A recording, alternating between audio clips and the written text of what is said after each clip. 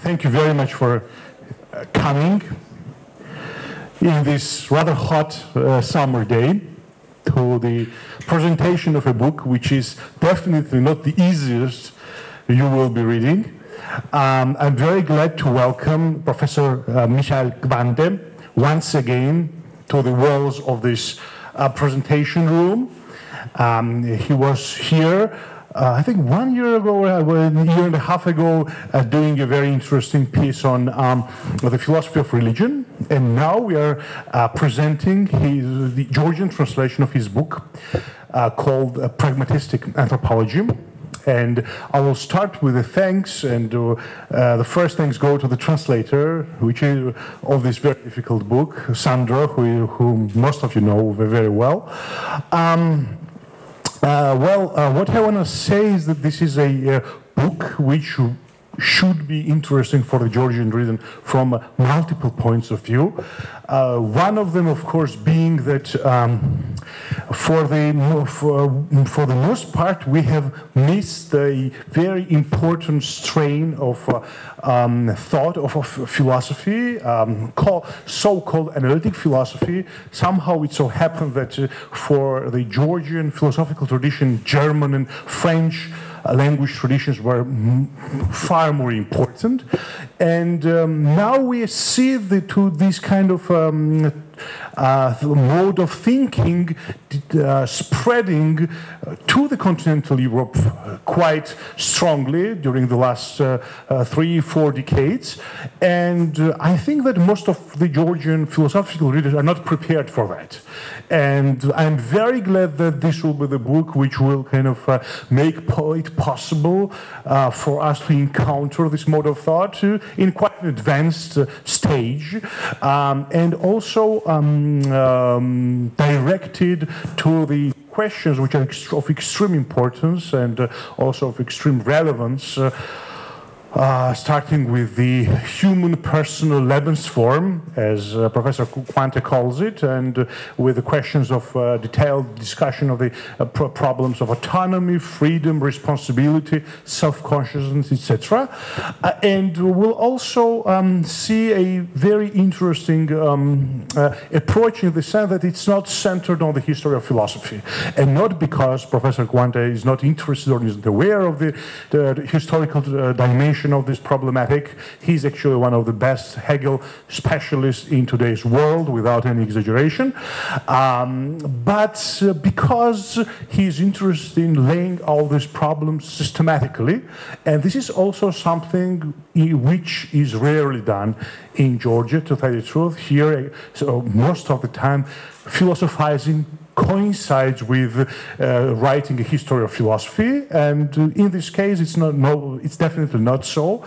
Professor Kvante approaches and encounters problems which are challenging contemporary society, like bioethics or philosophical foundation of social welfare state, etc., etc. And we can see some of these preoccupations in this systematic work as well. So now I'm very pleased to give floor to Professor Kvante himself, to the author himself, who will outline his thesis and also the reasons why this is not the most easy reading to us, hopefully. So, Mike.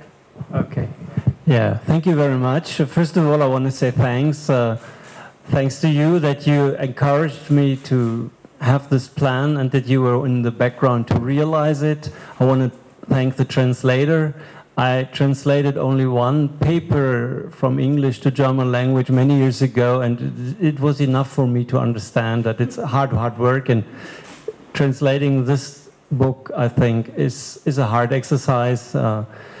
I'm very happy that you did it, and I hope the readers in your country will see that a lot of what is good in the book is because it has been translated in a very good way. So I really appreciate it, and I've seen it, and I touched the book today in the morning, and it's a lovely appearance. I thank the publisher also, and I hope that you like to have it and to see it and to read it, and maybe you like some of the arguments. At least you think harder to show why they are wrong or something like that, making progress. So this is the basic first thing. I'm very proud to have it. It's my first text in this language, which I even cannot understand the symbols. But I have some other translations in Chinese, Japanese, and Russian, so that is a feeling I know. But I'd be very, very happy. And as normally authors, there's only one book which is more important to an author than the last one. It's the next one. So in this sense, I'm very happy that this year is the day to discuss it. I thought about how to do it, and maybe I love in films two ways of extra information. The first is those show the scenes which failed for some funny reasons, or the other is making visible the making of something. I drop away all the funny things which are still in my computer, in which I tried something and colleagues showed me, no way, this way, that doesn't work. And some probably of the arguments today will show me there are still arguments in the book which won't work in the end, and we have to improve it. But I would try to explain what the idea is in the background. Something has been mentioned. First of all, the strategy, the way to argue is based on how we argue in contemporary analytical philosophy in a broad sense, not in this sense we had in the 50s or 60s, restricted to scientism or ordinary language philosophy in a more reluctant way, but basically it is an analytical strategy. But the main topics and the main moves and the main topoi all are coming from classical German philosophy. So in some sense, it's a translation of what these figures had to say about subjectivity, acting, being in the world, to use a Heideggerian phrase, who bought it from Hegel and Fichte without mentioning it. So yeah, I'm motivated and trained in this classical German idealism, and for me Marx is part of that tradition too. And I always also in the existentialist tradition a little bit, and my hope always was using the analytical tools to better identify and explicate more precisely what the main important insights in these traditions are by using these tools of the analytical philosophy. That's what I try to do. So for me, analytical philosophy is a method.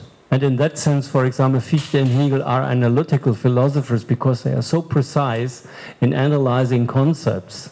They do that in a language and in a framework we don't know anymore after 200 years without studying things. And people think because ordinary language or contemporary analytical philosophy is the same as we think, they are more exact or less crazy. That's not the way. It's only the historical distance. If you go through that, you see that there's only one thing you have to say. There is good philosophy and all the rest is neither philosophy, it's something else. And whether analytical or not hermeneutical or continental, not very helpful classifications. So this is one of the things which I think can be said of everything what I do in philosophy.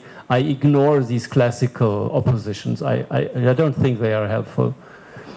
Well, the second is what I want to say to give a short information is this book has been part or was intended to be only the introductory part of the next book to write.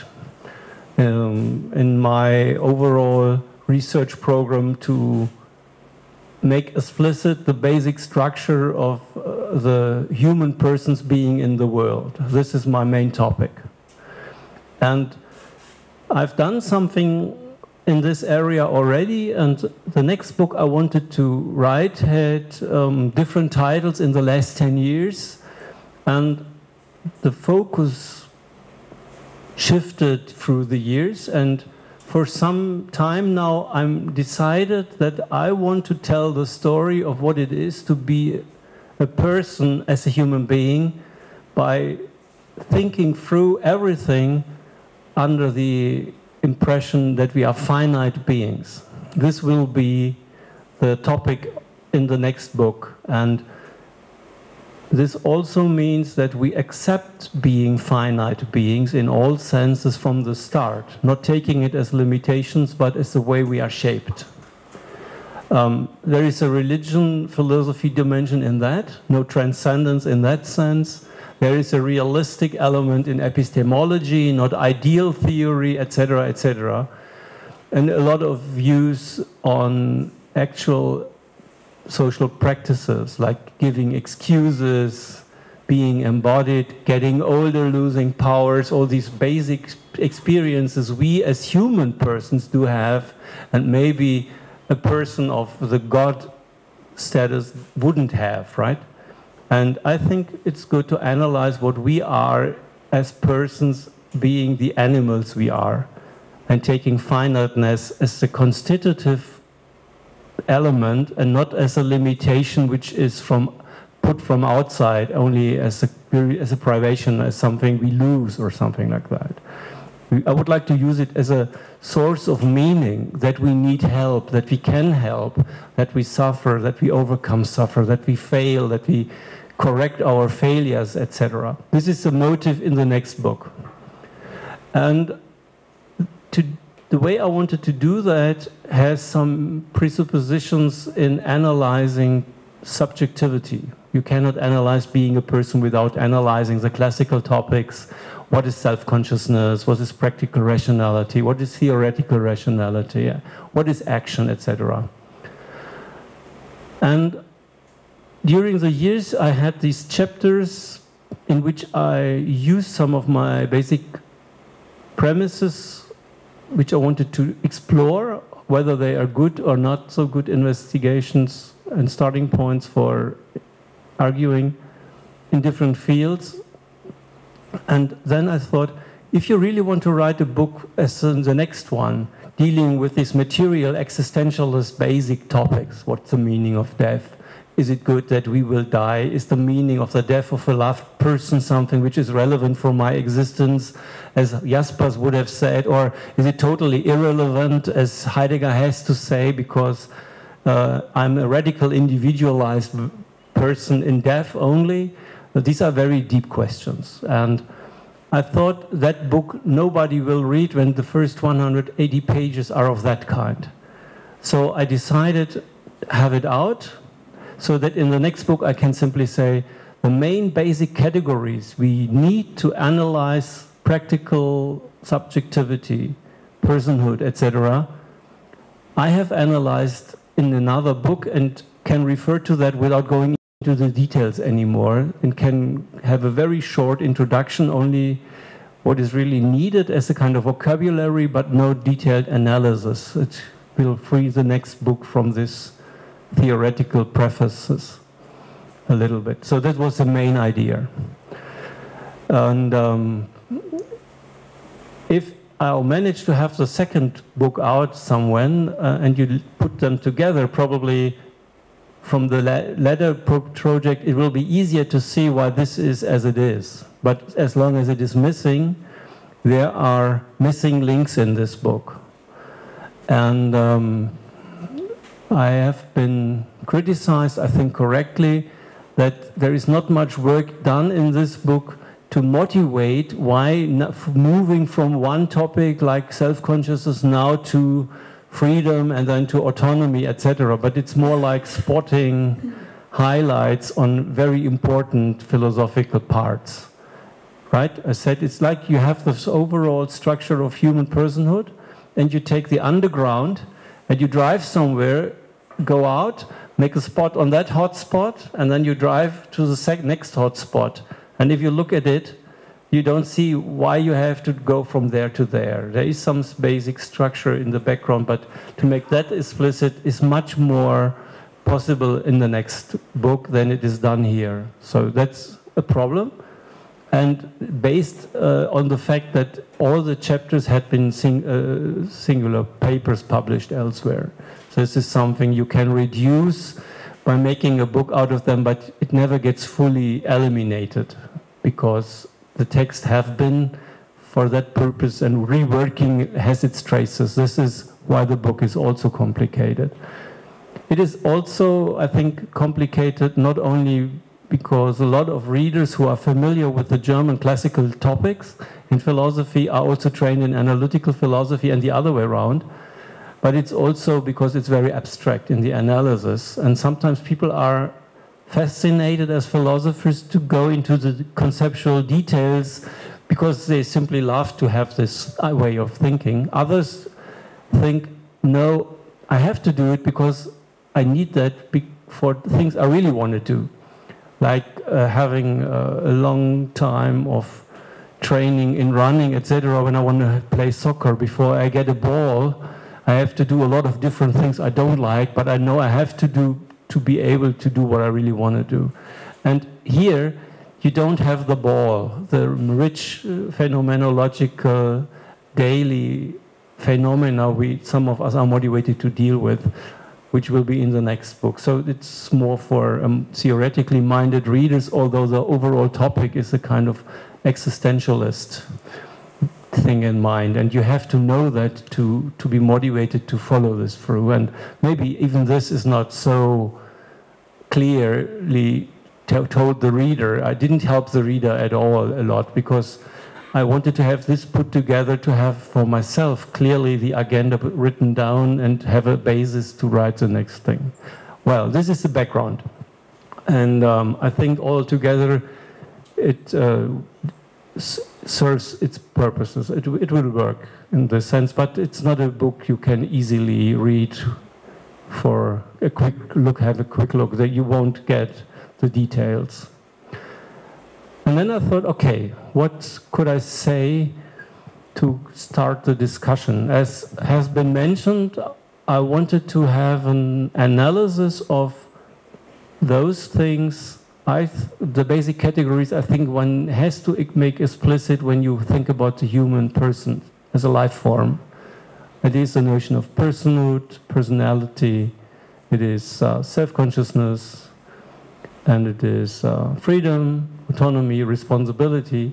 And there is a chapter in the first and the last one in which I asked myself, if you do philosophy that way, what can you expect from a practical philosophy or ethics if you start that way? And I have a kind of reflection that going this way means that basically my approach will help people to find orientation in the world, and I won't write it to give them prescriptions what to do. So it's more like a book in the orientation, or what I call critical hermeneutics. This is a notion not spelled out here. It means that the main task, like Marx is not to preach a moral claim, but to make explicit what the normative or ethical grammar of something is. Make people, or give people ethical literacy to express what they already have in mind or what is relevant in their lives, although they never learned to make it explicit. This is my way, not kind of you should do this or that, but more, I don't know what's going on. I try to understand myself and the world a little bit better. Sometimes I say my metaphysical point is I got lost and I don't know what all this is all about, and it's not in terms of theoretical curiosity, but more in terms of care. This is the basic orientation. And it's very different from a lot of other philosophers who are interested more in having so highly sophisticated, complicated analysis of concepts, that's just the business, or if they do ethical philosophy in the more Kantian way, or others or utilitarian way to say, this is a problem and this is what we should do. This is not my main stance. My main stance is, I don't know what I should think about it. I try to make more explicit what I want to see as possible options and what the problem is. And this is a very defensive mood, which is described in the first and in the last chapter, and this is somehow giving an indirect reference to what will be done in the next one. So maybe it's helpful simply to make explicit the title of the book and two more elements which are relevant in the book. These are four notions. The first is pragmatistic, anthropology, and then if you go into the book, you will see ascriptivism is one keyword or buzzword, and on the other hand, you have this what I call default and challenge. If you take these 4 fields, they are all used as basic relevant features in the way I deal with the issues. But you are not committed to one of the other 3 if you decide to have one. So you can be a pragmatist without having the other 3 elements. You can do anthropology without being a pragmatist or using default and challenge at all. This means I don't claim that I have an argument that you have to combine these 4 elements, but my way of thinking is combining them, and I have arguments for each of them and use them here together, but it's not a kind of transcendental deduction. If you do it this way, then you have to do it this way, and there's no alternative than going this way. This means it's not the only way through the forest, but maybe it's one way, and you can see a lot of interesting things if you go through it this way. And that's a basic suspicion and premise. Also, I'm a pluralist in this sense. I think there is not one way to do philosophy, but a lot of different ways, and you have to tell what your interests are and what your premises are, and then you can understand, well, if this is the aim and these are the premises, I can understand that he tries to go that way. Or you can say, it's not, you don't have to go that way. There would be another option, or you cannot go that way if this is your aim. So I make explicit how I want to be as judged by the reader a little bit. So what do I mean to come to the 4 things? The first is anthropology, to start there, has been a classical philosophical discipline at the beginning of the 19th century, for example. It was called philosophy of subjective spirit or philosophical psychology, etc. And there has been the German Sonderweg, philosophische Anthropologie with a big letter. And there were some names, maybe you know, for example, Gehl and Plessner, and so Scheler. I have it with a small one. And then you can say, in contemporary times, that the questions which have been dealt with in philosophical, with small p, anthropology, in the 19th century, a lot of them have been given away to empirical sciences. When you remember that psychology as a discipline has evaded from philosophy in the middle of the 19th century, they identified questions and methods which are not philosophical questions and methods anymore. And a lot of people think, if you say you do philosophical anthropology, you either are part of this German Sonderweg with all its problems, or you have missed the point that there are no philosophical aspects to anthropology because everything which is not the German Sonderweg has to be given to the empirical sciences. I think there are some things. And the Wittgensteinian notion of life form is something like of this. What the basic idea is, maybe we don't have a priori universal structures, but some features are very common, spread all over the world because we are the creatures we are. And some of them relate to our biological makeup, others to our cultural makeup, and some are to our biographical individuals. So I have a lot of individual plurality and a lot of stability over a million years. And I want to have these things made active to put some material content to an analysis of human persons. This is what I mean by anthropology. And it is interdisciplinary. You cannot do that alone from the armchair. In the end, you have to discuss with a lot of different disciplines, coming from literature, if it comes to cultural identities, up to biology or medicine, if it comes to very basic physical and biological features we are. In bioethics, we can see that, right? If you have the notion of illness, you have all these aspects. Now let me go to the default and I go to pragmatism. Pragmatism. This is the title. The point is, there are at least in Germany, I don't know what in your country the reaction is. A lot of people hear, when they hear pragmatism, they hear pragmatic, and this means making money out of it, being not very intellectual. This was a reaction of the first generation of the Frankfurt School to what James and Dewey and others did, and it's a crude misunderstanding, a really crude or even brutal ideological misunderstanding of the philosophical enterprise these American thinkers had in mind. But it's still relevant in some parts of German philosophy up to today, because they say, we are really doing the hard, transcendental, Kantian, Fichtean, Hegelian, real idealistic philosophy, and this shallow American pragmatism is only making money out of it. This is not what I mean. I think pragmatism is a philosophical method having included some meta-philosophical premises, some ideas what philosophy is. And this is the one sense. James distinguished pragmatic from pragmatistic, just to make clear that this is a philosophical stance, a meta-philosophically describable position, and I am in that tradition. This is the one aspect of my title. The other is that I say pragmatistic is my approach because I start from the question, how is the phenomenon related in our way of being actors in the world? In some sense, I use the concept of action as the prime starting point to analyze phenomena. And this means pragmatic in the sense of action relatedness, and this means the primacy of practice. These are the two levels. If you do it this way together, I thought, well, you have to weaken the standards of justification, and this is the default and challenge idea. This means you start by something you can rely on as long as you don't have a reason to doubt. If you have reason to doubt, you have to prove. But a mere, it could be otherwise, philosophical doubt is not a real doubt.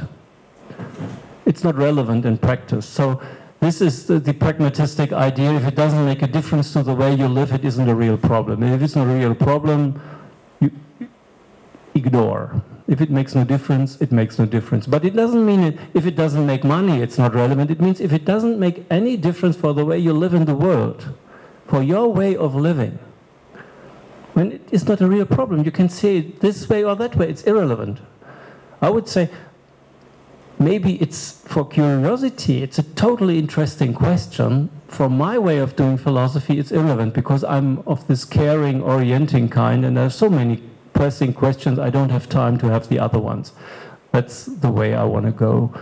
This means default and challenge is, as long as we have something to start from, we can rely on it until we get good reasons to doubt it. And if we have good reasons to doubt it, we have to try to start critical thinking, making things explicit or changing things. So it is not a conservative structure in the end, but it starts with the conservative insight, which I think basically is what Hegel had in mind with Sittlichkeit in opposition to morality, and with later Wittgenstein with ordinary language has it all right.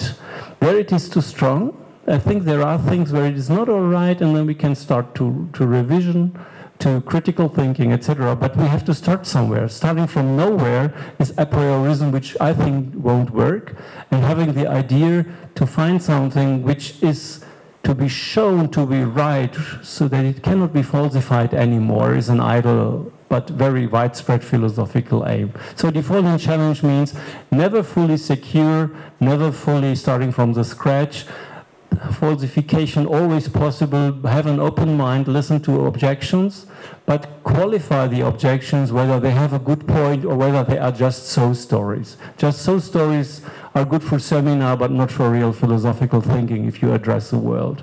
If you do bioethics, which is very important to distinguish a just so question in a seminar and a real social question on the field outside. Don't make the mistake to take a seminar question into society. You get trouble. And this is part of that. And the last thing I really love is the idea of ascriptivism. Ascriptions are analog to speech acts, are a way of acting. The most things are not to be analyzed in this empiristic idea of perceiving something, being a passive subject, getting data, but being in the world is active all the way. even in getting data, we are ascribing functional roles to something, and the social world is ascribing statuses. Dignity is not a property of an organism, it's a way of dealing with each other, it's a social relation. Self-consciousness is not a brain state, but a social practice, etc., etc. And this is the way I try to have my action theoretical basic so deeply in the overall grammar what I analyze that I nearly can analyze everything as a kind of action. Because thinking is a version of language, and language is a way of speech acts. It's a special form of acting. So the basic notion, which I try to make more explicit, also is an action theoretical one. So these are the 4 topics. You can do self-consciousness analysis without using the notion of action. Basically, if you take Husserl, for example, he starts from theoretical subjectivity and then introducing practical later as a mode of it. I would have it the other way around, for example. And this is, ascriptivism is what I want to start with. And classically, ascriptivism seems to say that it is non-cognitivistic, that you cannot give reasons anymore. Well, it's non-realistic, and I try to show that this is not really a necessary part to organize it if you are careful enough. So I want to have fallibilism, a moderate combination of realistic, anti-realistic elements in ethics, meta-ethics, and always say there is place for changing things and for making practices better by criticizing them, but we always have in the background our philosophical and our social political experiences, and this is how we are as finite beings. We are never in the view from nowhere. We are never totally only a theoretical subject. We are always full of practical interests, etc. Thinking is a practical being in the world and not a theoretical mimicking how the structure is. This is what the title and the program means. Put in one word, human persons are social institutions as causal and social role interventions. This is the basic idea. We are actors in one word. Thank you very much for so far. And now I think a lot of questions and or objections, which I'm eager to listen to. Thanks. Which just came to my mind about the notion of finitude. Because for me, there are 2 ways of thinking the finitude. First is more like Spinozian, which is that human finitude is just like, and you mentioned it, is just a kind of limitation of the infinite, right? So and the second one is more Kantian. So you have the positivity belonging to the human subjectivity, like, for example, force of space and time, etc. So what is the, I suppose you are, when you are talking about the finitude, you are talking about in more kind of Kantian, not in the aftermath of Kant, not in the aftermath of Spinoza. So what defines for you the human subjectivity, the finitude of human subjectivity? That would be my question. And the second one is more like a very, practical for the purposes of this context. And I'm going to explain what I mean. In one very important place, you say basically that you want to think human beings both as free and as socially constituted. And I think it's a very important question, and I'm going to give you a political example why it is, and I really wonder how would you deal with this in kind of practical terms. So there has been a debate, kind of a more or less public debate about the agency of some groups in Georgian society. And when we are talking about, let's say, there have been certain very unpleasant cases when the crowds gather and have, let's say, homophobic or xenophobic demands. And there have been people who have warned us that we shouldn't demonize these groups. Because, yes, whatever their demand is absolutely unacceptable, but because of their social standing, education, etc., they cannot be considered to be, kind of, let's say, in full possession of or let's say, free agents. They are conditioned by the environment they have been brought up and live in, so we shouldn't really address them, but we should address the, let's say, the environment. We should improve the environment. So what your approach would be? So if we think them as completely socially conditioned, then we take away the freedom. So we cannot ascribe them the status of free agents. But if we do, then what we do with the social factors. So, yeah. Sorry for the long questions. No, it's, basically I think it's two different questions. And the first is, if you take the Spinoza move, you say the real philosophical starting point is infinite subjectivity, or God and the traditional thing. And then you say God is a person, and the first debate using the notion of person, the fierce debate was, should we use this notion for human beings at all, because they are not gods? It's not that we had the other way around, but traditionally the notion of a person has not been made for finite beings, right? And if you go that way, you say philosophy develops an ideal theory and then puts finiteness of different kinds as limitations or privations. And I would say that's the wrong way. I would say have finiteness directly from the start as a constitutive grammatical feature of everything.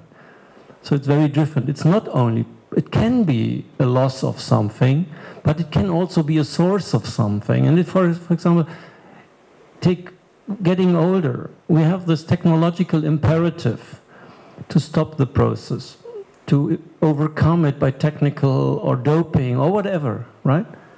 And people experience these processes of aging as loss of freedom, as loss of meaningful life. And if you try to understand that these processes are part of what a meaningful life is, it means the meaningful is not what is coming in the future only, but the overall structure is the meaningful. It's not the last chapter which makes the book's meaning, but the whole book.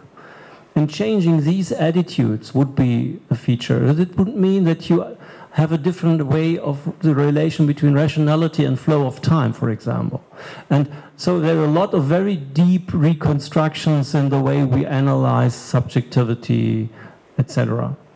And yes, I would say let's start from the fact that our basic condition is being finite. Now the point is finite has many different meanings, and I'm not sure whether, well, I shouldn't say, I'm pretty sure I will analyze that all these notions of finite are a kind of family resemblance structure, not one essence and different versions, but more, one finiteness is we were born at one point in time and we end.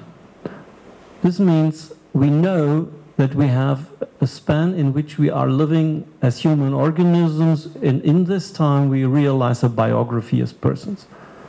And if you say, I accept the finiteness, this means no transcendence as constitutive meaning, life for birth, life after birth, resurrection, all these religious things.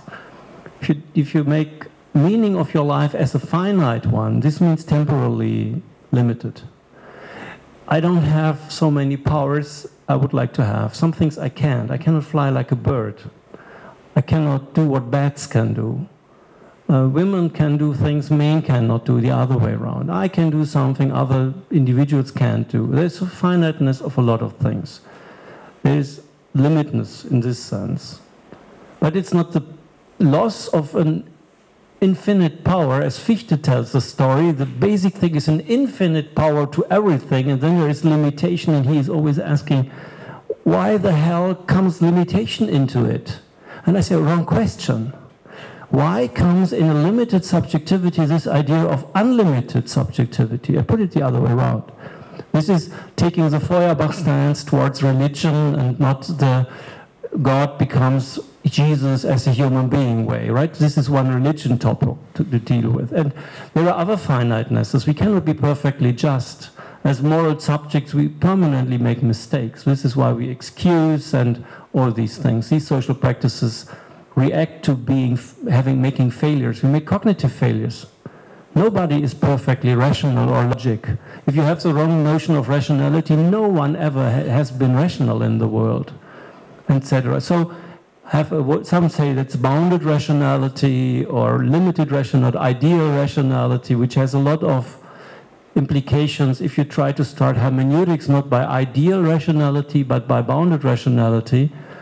You have very different models of decision theory, probably, of other ways of dealing with these issues. So finiteness can have very, very different forms. Emotionally, I'm finite. There is some things out of the reach. I cannot forgive everything because I am the one I am. Others can forgive that. I can't. I can't bring myself to do that. This is a very personal limitness. I cannot imagine living the life of X. It's not part of my life. It's not a visible option for me. If someone say either you get this or you have to get that, and both are not real options for me, that's not free choice. Or if the both are irrelevant options, it seems to be a version of freedom. So the finiteness meaning is very, very different in different contexts, but I would say most of these finitenesses we have to accept as constitutive parts. Some maybe really are privations. Some aspects of poverty maybe could be overcome within a theory of justice. But no poverty and no problem of allocation as a utopian vision in some political utopias, I think is a bad move, because it is ideal philosophy which doesn't address the problems. This is the way I would like to deal with these issues. The other question, I think, is a classical one. My first step is to say, well, there is no reason to accept the thesis that determination excludes being responsible. I'm a compatibilist. The second move is to say all incompatibilist notions of freedom are inconsistent. Or, because I don't want to make this strong claim, I say I've never seen a notion of an incompatibilist notion which is both consistent and relevant to ethics. I've never seen one, and I wait for one. And I don't need it because I have some arguments to say that compatibilism is the better strategy for finite beings. If you have done that, there are conditions in which freedom is damaged so much that responsibility cannot be ascribed anymore. But you have to analyze it in the case-to-case basis. There are a lot of different things. Sometimes it's in an individual situation, sometimes it's in individual biographical situation, sometimes it's in social settings. But to say that someone acted in some basic sense free without having full responsibility because the socialization explains a little bit is an option I can have, because I don't think that there has to be an unlimited radical first mover conception of freedom to start the responsibility ascription at all. And all the rest is really in the context. We have to look at it. And finally, this is in the autonomy analysis. It has there are three dimensions in which all these mental capacities are external. The first is they need physical causal operating mechanisms in the background. No moral self-determination without a functioning brain. It's an enabling condition, and it's not part of moral that the brain is functioning. We have to ask different people what that means. The second is no person without social context. Now, we are social institutions. The radical individualism has it the wrong way. The question is not how can individuals form a social group by making contracts, but how can social groups understand themselves such that they allow for radical individuality as a self-interpretation. This is a Hegelian move again, or some say the communitarian move or something like that. This is a social thing. And then there's a third one. If you want to decide whether a person in a single point of time acts autonomously, sometimes you have to go back in the biography of that person, so it's temporally external because it's in the past, and not only in the moment. And if you have a concept of autonomy which has these three external elements, you can introduce a lot of limiting and excusing and explaining conditions in this. And this is what I would try to do. And then you can ask, is it something someone is responsible for in the full sense? Or are there excuses, although they are, or aren't they even responsible for what they are doing? And if they are totally non-responsible, go to the therapist. If they are in part, maybe educational programs have to be done, or blame them if they are fully responsible. This is all open in the structures, and conceptually it's made for these complexities by not accepting that it's either radical freedom or determinism. This is a false alternative, I think. So this would be the offer. I hope it helps a little bit. Okay, thank you. I also have a question on finiteness. And my question would be, if finiteness is a constitutive condition of being a person, and then you mentioned like a couple of versions of finiteness. It can be, intersubjectivity requires a different subject, so that's another subject, so that's the Fichtean move. It can be, the temporal end of our life. It can be some capacities that we lack.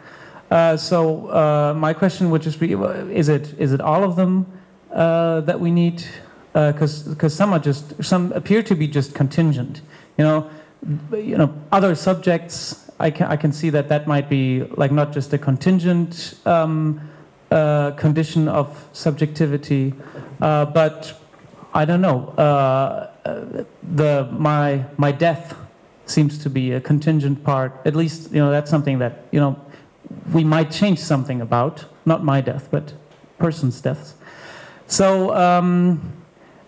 And you seem to be making an ontological point that doesn't just say, it's not just an epistemic point, we wouldn't know, or it's very hard to tell what we'd be like if we didn't die anymore. But the point seems to be, well, we wouldn't be persons anymore, that's for sure. If you want to, take this form of finiteness. So the question is, which forms of finiteness are really constitutive? And if temporal finiteness is one of them, why wouldn't we just be different persons? And we would be having children, having a family, have marriage, all this wouldn't exist anymore, would be different. But I'm not so sure that it wouldn't be a personal life form anymore, unless you say unless you put it in the definition of persons in the first place, saying that a biography is a part of being a person or something. Okay, yeah, thanks. First of all, I would say, taking a philosopher's stance, accepting contingency is one version of finiteness, because you accept brute facts without making them intelligible anymore. This is hard to accept as a philosopher in some sense. And in your life, in the biography, if you try to make yourself as an author of your life, and you discover that all your values and norms deeply relate to the fact that you have not been born 10,000 years before as a male in a tribe somewhere. It's hard not to see that there is some arbitrariness in the basic root of who you are. If we have 8 billion people in the world, this means 2.5 billion possible persons to fall in love with. I don't know how many people you knew before you decided to have a partner, but there's so much contingency in this way, right? And not to make it meaningless by accepting that it is a huge part of contingency in it is one of the tricks I would like to have it. If you read Camus, Sartre, or others, there's a notion of absurdity. they discover that there is a problem there, and some of the nihilists make it meaningless because it has this structure. I would say this is not a good idea, because either you have a meaningless world, or you try to find something which doesn't accept this contingency anymore. And the basic way, that way, is a main move in philosophy, I think, or in religion. And I would say, thanks, I won't go that way. I try to solve it that way, right? This is a very deep idea. How far can I make sense of all this? Kierkegaard has this notion of springen, to jump out of the philosophical argument, put it on hope or religion, faith and so on. I would try to make sense without doing that. And maybe it won't work. Maybe it is an open project. Maybe I find the topics where I would say, I'd like to jump now because this is too hard to accept, because it makes meaningless or absurd everything, right? So this is the existentialist move. And then, yes, I wouldn't make a transcendental argument out of it. It's a weaker one. I don't talk about persons or persons as such, but about human persons. And I think the meaning of notions has to be analyzed pragmatistically. They are tools in describing and solving our problems as being actors in the world. And this simply means if we change the word dramatically, some of our words lose their grip because we don't have a meaning for it anymore. And this doesn't mean that you have a more neutral abstract, but you have new words will evolve. And the problem for me, or the mistake for transhumanism for me, is they use our tools in contexts where they're not made for. And this is not good or bad, but meaningless. It's not even false. It's meaningless because they have not seen what the preconditions are. If you now invest a different theory of meaning to say there is an essentialist notion person which is not inflicted by being a human person, but can be abstracted, like the gods one, right, or something like that, right? But you have to show me how this notion is, and I decided to say you cannot do that because then you need a priori meanings. And I would say, if I start from acting, analyze meaning of concepts starting from concepts as problem-solving tools. This is a pragmatistic idea. Not jump into this transcendent. This is another version of infinite meaningness. They are not related to context. So we can evolve, and then we have to reinvent our self-descriptions. And in 500 years later, linguists and others can tell us that the meaning shifted because the need for the concept was a different one. And whether you say it's a new one or you have a theory of concept evolution, I'm open with that. But I would say in my definition, what human beings as persons are under these conditions, I cannot describe them anymore. I cannot give a prognosis what the best description then will be. If it comes to the practical question, whether I should wish that we are immortal, it's a very different question. I do have a story to tell about that also. And I have a fight with my Californian friend, John Fisher, who is a friend of immortality, and I have an immortality phobia. I'm happy that it's a finite one. I'm happy with that. This is but I love this idea of James, that the philosophy you develop demonstrates and expresses the temper you have as a person. It's the other way around, right? And I can understand that, but I'm not that way. And just to make this debate, why do you think that immortality would be a good or a bad thing? Is it something we should wish for, or is it the hardest punishment you ever could get? This is a really interesting debate, and it's not about metaphysics, it's about meaning in life. And I think maybe we can make explicit, as I did it with John, that there are very deep values in what makes your life a meaningful life related to this basic question. Yeah? And I can understand if you have children or grandchildren that it would be nice to join them all the time, at least for me. Maybe for them it's another question, right? But I also know that if you think that leading a life ethically acceptable is a very, very fragile enterprise. And you have done it in a good way for some time. I think enough is enough. And if something we go on and go on and go on, my Californian friend has this pleasure idea of existence, right? We have a body, we have a life, and this is a container for a lot of joyful experiences, and why shouldn't it go on forever? If you say my life is a duty, and it is a duty which is overburdening a lot of times, it's fine when it's over and there is a result and good is it, and the next could go on and on this planet to live it. And this is more my perspective. But there are so many elements in describing my existence this way which are not, they are alternatives to all this. I'm a pluralist. I would say let's try, but the conceptual analysis, I would say, is a very interesting presupposition in doing all these things. Okay? And this is why I said I think I will go with, if it comes to finiteness, to the family resemblance structure. I can imagine that in my lifetime, by biotechnologies, we overcome the distinction that women give birth to the children and men do not, because only machines will do that for us. And that this distinction, which is a very deep one in our culture, will vanish. If it is, I wouldn't say that our life form has totally changed, right? But it has changed dramatically. But it's not on that way. If we were immortal, and we really start to spell out what this really means, I don't know what to say about this world with my concepts anymore. But let's give it a try. You know, a colleague of us who is trying to think about these issues, and it's an open process. But my mood is, if someone say, immortality, do you want it? I would say, I thought about it, I have second thoughts, I don't think so. And others would say, take it, right? Yeah. Westphalians, maybe not Californians, maybe yes, I don't know. Yeah, it's a subjective element in my thinking there. You can only make it explicit. This is why I would say we can discuss it. I never want to prescribe anything to you, how to understand yourself in these issues.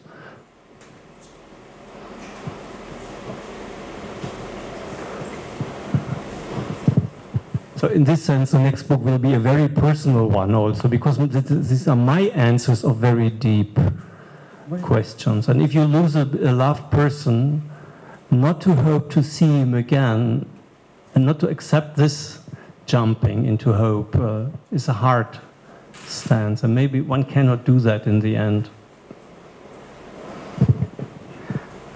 Okay, Michael, you mentioned early critical theories critique of pragmatism, but there was also an early critical theories critique of anthropology, especially with Max Horkheimer, who said, well, anthropology tells us that this is the way we are, and nothing and nobody will ever change that. And given the fact that unfortunately so many aspects about our life form are stupid, brutal, and unjust,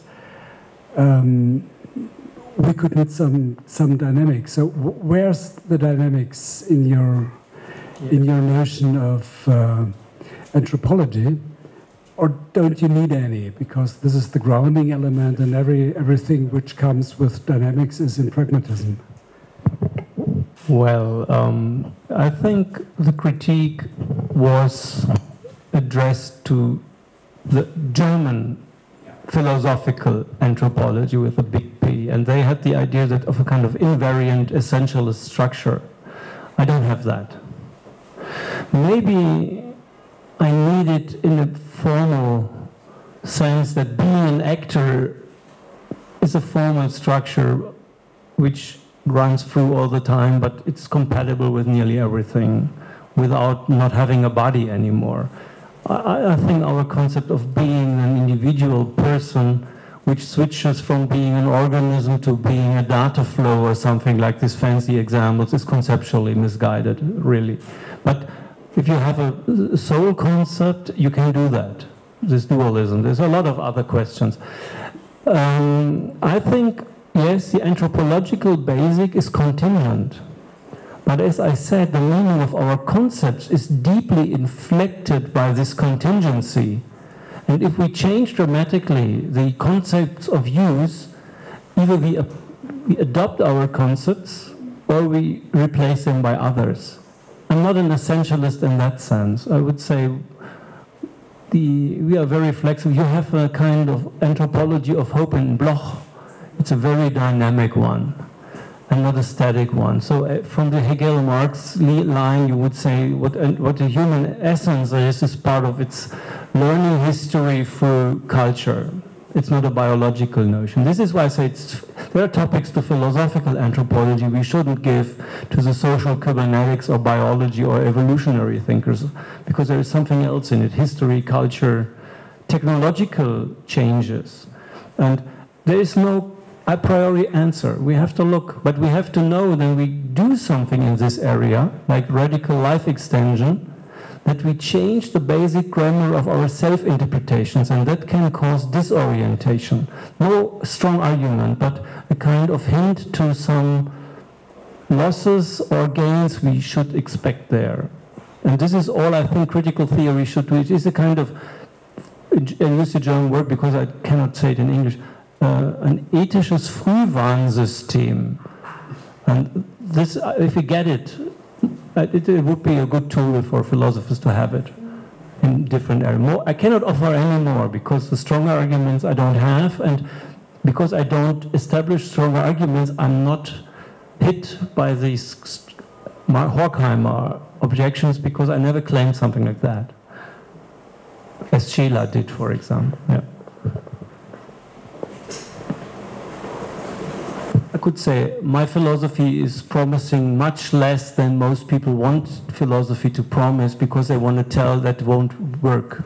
They say, I'll give you only things that might work.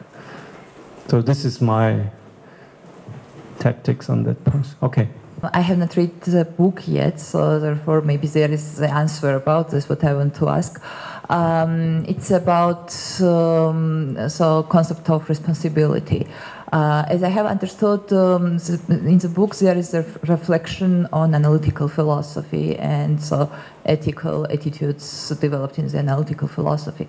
In analytical philosophy, we find today that there is a concept of moral luckiness, so moral lucky, so very popular. Regarding responsibility, are you considering this concept as well, criticizing or somehow reflecting? So it would be interesting for me. First of all, in this chapter, I try to show that ascribing responsibility also is an externalist concept like autonomy. You cannot have it in a moment of time only. You have to have the causal mechanisms, you have to have the social surrounding, and you have to have the biographical temporal history to judge it. This is basically the same structure, because these three levels for me are what I want to say is what the human aspect of being a person always brings with it. Having a biography, having a body, being a social animal, right? This is why I follow that trend. Now, moral luck, I think it was 2010 or so, I gave a paper on moral luck. And moral luck is an interesting phenomenon because it simply shows that we cannot control everything. And that is another version of finiteness. And if you think it's unfair to claim responsibility, although someone is not in 100% control, you made the mistake I have in mind, because you presuppose an infinite idea of autonomy in the sense of full control. Kant made it, and therefore he said we are only fully responsible for our moral self-determinations because they are not inflicted by any causal relations. I would say we aren't that way, and if we aren't that way, our practices have to be analyzed in a different way. This is the main thing, and moral luck for me is an interesting debate because I can see how people struggle with their implicit demand on infinite, full control of everything as a presupposition of being responsible at all, and God would be that way. We are never. So either there is no responsibility ascription justified at all, or the whole approach is wrong. And this is why I think moral luck is a very interesting phenomenon. I accept luck and contingency all the way down, and I try to say, never follow the need to have a concept which presupposes that this is a limitation, but it's our condition. And we have to accept it. And being actors and persons, it means to live with that burden, to accept it. There's a phrase in Hegel who describes it, I give it the German, he says, der Stein, der aus der Hand ist des Teufels. In English it would be, if the stone has left your hand when you throw something, it's the devil's. This means you never fully control all the effects of your actions. You're never in that position. And being an actor means accepting to be responsible without having full control. You cannot be a parent without accepting to be responsible without being in full control. You get crazy if you try to be in full control. To have done try to be for one day in full control, to have a children's party in your garden with 4 children, you get mad. And so be more relaxed in responsibility claims, right? And then if there is a failure, we need repair strategies. And this is why I love the moral luck issue, but I don't address it because for me, it's a symptom of a wrong way of doing philosophy, having a wrong presupposition, and I would try to have moral luck all the way down. Contingency is, right? Yeah, this is what I would say about it. I never published that paper because I decided I want to contribute to the problem because I would like to dissolve the problem in some way. Yeah.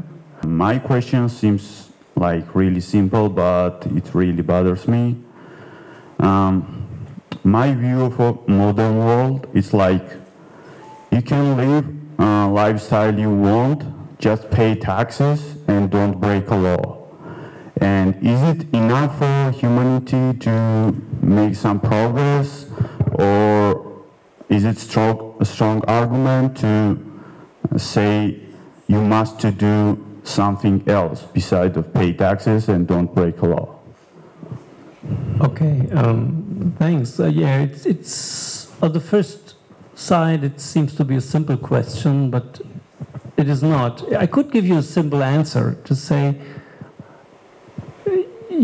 I said my mode of doing philosophy is orientation. You ask for advice, right? You say, shouldn't I as a philosopher say people should do something or should not do something? And I'm very, not skeptical, but I try not to make this a main mood of my philosophy. But putting that aside, I'm also doing Marx research because I'm doing also research on the early critical theory because I agree that choosing between 1 million different versions of pay TVs is not making me freer. And this, my home is my castle, and only the external non-interference way is not the way we are. It is a kind of individualistic private thing, so I am on the same track. And my hope is that most human beings would like to be authors of their own lives and would like to realize their social nature. And if they do that, what is offered in the description you offer is not enough for what they are after, and the notion of alienation makes it visible. And I wouldn't say you should make more of your life, but I want to try people to better understand what they miss in their lives for themselves, why they think it's not so. We have so many indicators for psychological problems, and so to say, many people don't like that. And if there are a few who think this is what they want, I'm a pluralist, they can do. But most people want a meaningful life, right? And not an ego project only. And let's start there. There are so many people, and as a philosopher, I would say, yes, it's okay. you don't have to limit what ethics can offer you to something which is, in this strong sense, compatible with all rational, egoistic actors, like some other contract theories also would do it, right? But I cannot make strong prescriptions that everybody should do, because if you go that way, you are not a modern thinker, because you don't accept individual human beings to be individual authors of individual lives. There is this plurality. But this doesn't mean that you are not allowed as a philosopher to talk about what might be a meaningful version of life, and what is your version of life, and why is it not mine, although I can accept, we discussed it just, right? Maybe you have a very different description what the sense of our existence is, and we understand each other, and you say, well, that's your way and that's my way, and then to rule with pluralism, maybe we have these minimal rules and to coexist. But the meaning cannot be reduced to the rules of coexistence. It has to be, I think normally our needs are much more, and it's psychologically very clear and anthropologically very clear that the pure subjectivist maximization of happiness feelings is not what human beings are after. We are not that way, right? This is what I would say. So careful, but yeah, say something about it. Yeah. And also, like, my point was also, it used to be like religion, basic of philosophy used to be in last century and century of 19, but not anymore. And for me, it seems like world is lost, like, and it's about entertainment and about joy, not to think what's supposed to think about. Yeah, okay. In 8 weeks, a student's edition of Capital, which I have edited, will be published. In my introduction, I used to quote from Marx as a leitmotif, and this quote is, "Labor cannot be a game. There is some more than entertainment to the meaning of life."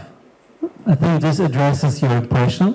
This addresses why I love my Californian friend, but he is a hedonist and I'm not, right?